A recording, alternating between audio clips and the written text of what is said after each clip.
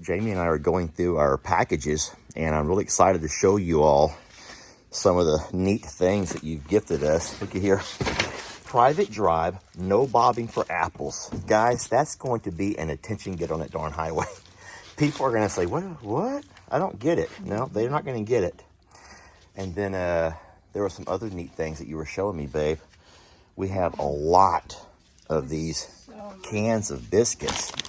These are the ones that Jamie loves. The Cheddar Bay Biscuit Mix. Thank you all for that.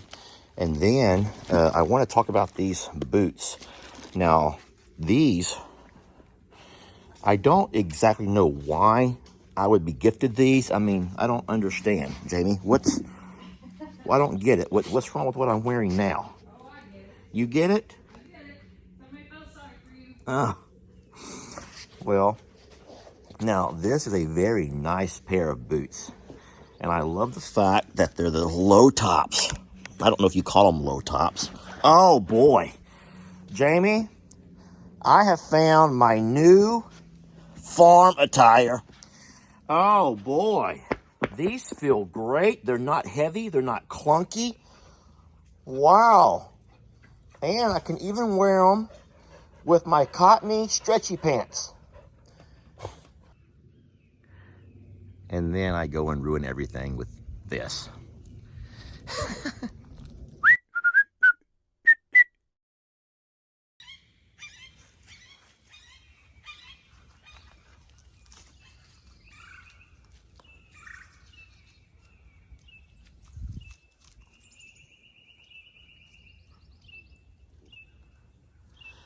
There's a hawk sitting in this tree right above me, making the really coolest noises. You hear that?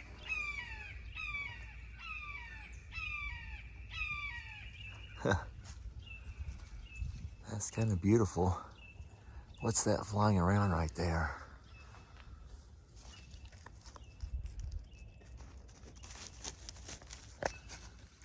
No.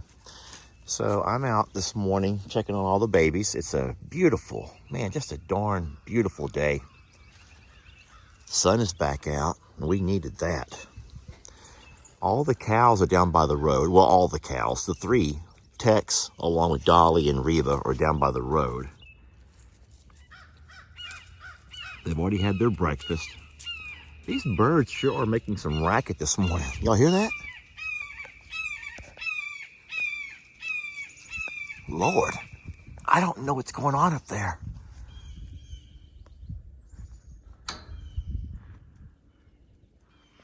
Well, that made me dizzy. The pond is still nice and full. You can see over there at the spillway, it is still just below the spillway.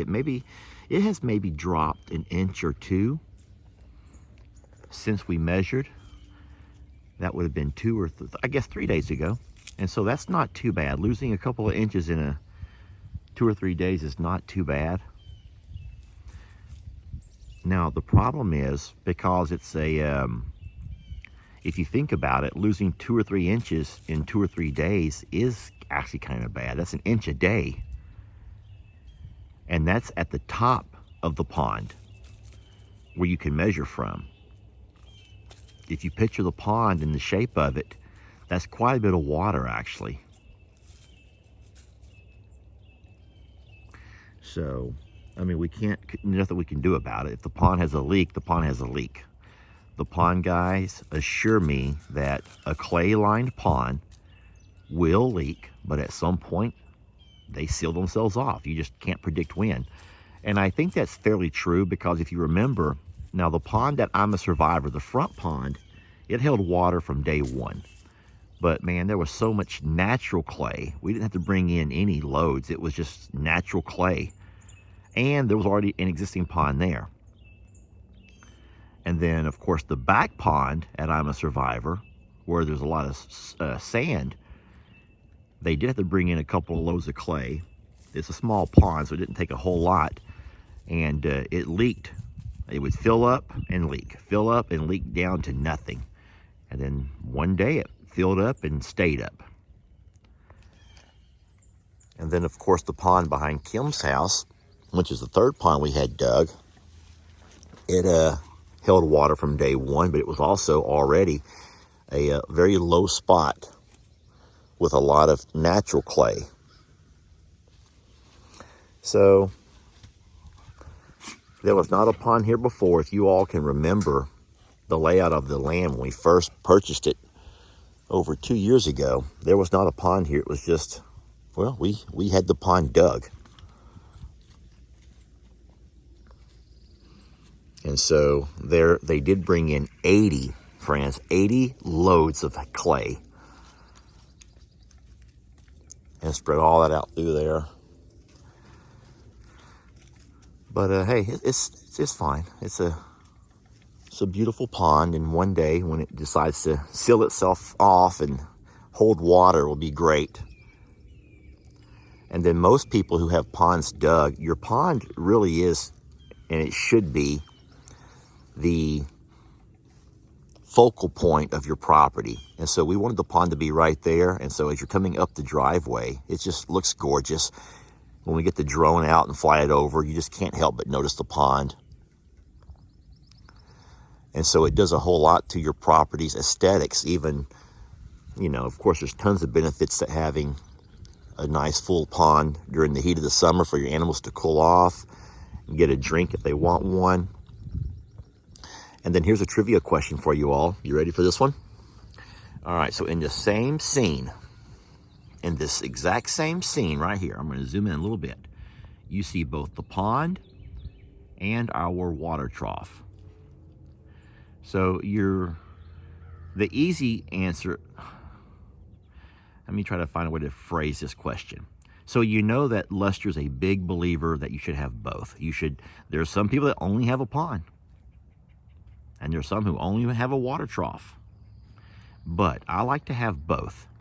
Can you tell me why I think it's important to have the pond? What benefits to the animals is there to having a pond? Yeah, there is a benefit to having a pond. And I've talked about it several times. I'm just curious if you remember what that benefit is. And then maybe I'll come back at the end of the video and tell you the answer. Or maybe I won't. Maybe I'll just read the comments. I'm just going to read the comments and see if you guys can figure it out. But there is absolutely a benefit to your animals to having a pond and being able to have pond water. If, and this is a huge if the pond is healthy.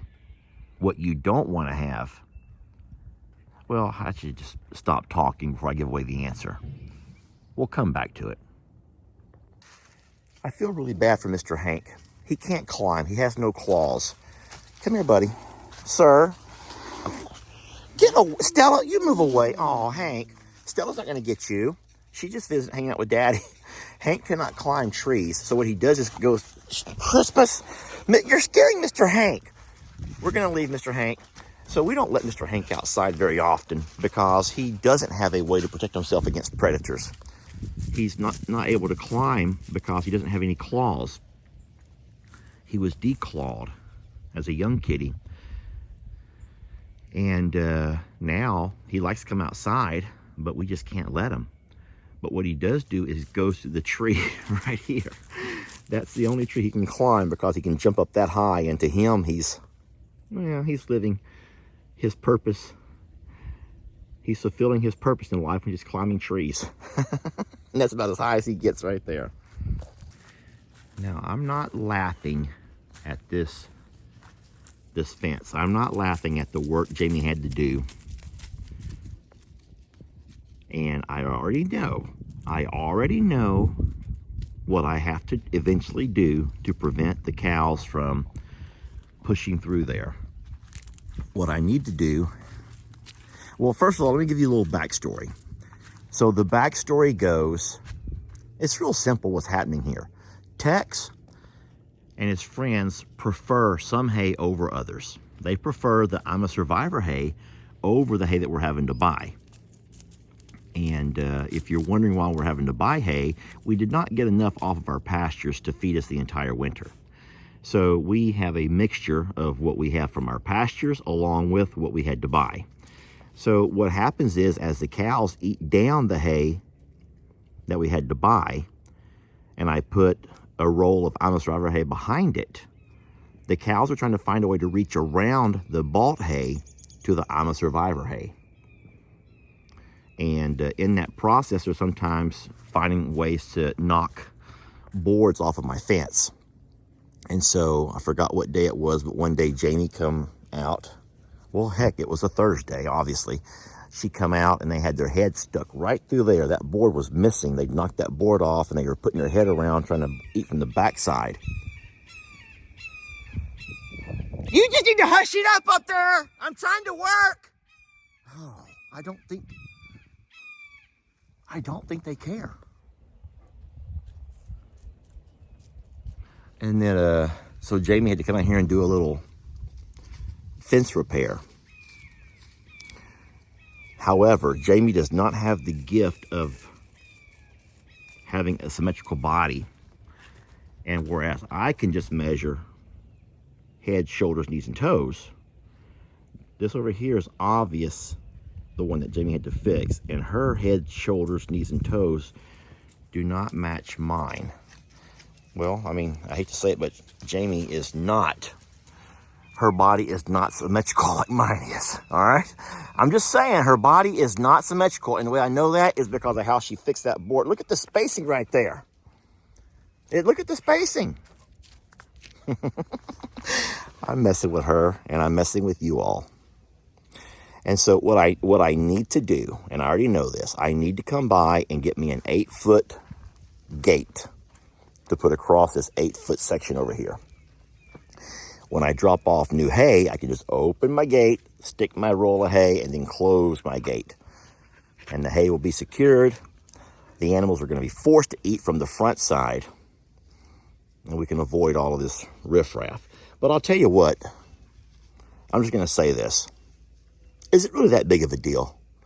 Is it really that big of a deal? I mean, Tex, be sweet to her. She just wants some of your...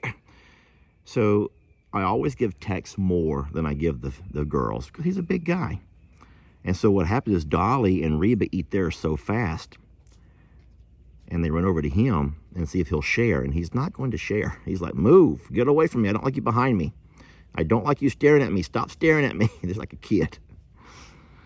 Yeah, well, I'm not upset with Jamie. She did a great job here and she had to do it on the fly. And don't forget, she's not 100%. She did that, you know. So good for her. And I will absolutely take that down and put my measures to it at some point.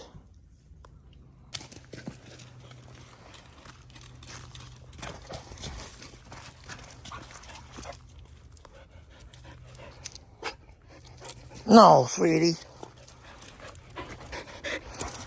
I love that you're so happy. She's a happy dog. Well, that was my first outing in my new, is that Hisea? Boot. Friends, comfortable? Well, do you like them, sweetie? What do you think? Don't you just love them? I want to show you my new boots. You want to look at them? Let me come in there with you. Sir, I would like to show you my new boots. You want to see them? Carl, you want to see my new boots? I got some great boots I'm wearing over here, buddy. What do you think? You like them? You like these boots? I can't. How can you just... Oh boy, no, not my jacket. My boots. I want you to show you my boots. Look, they're brand new. You don't want to, you just like my sweater. Okay, he just likes the sweater.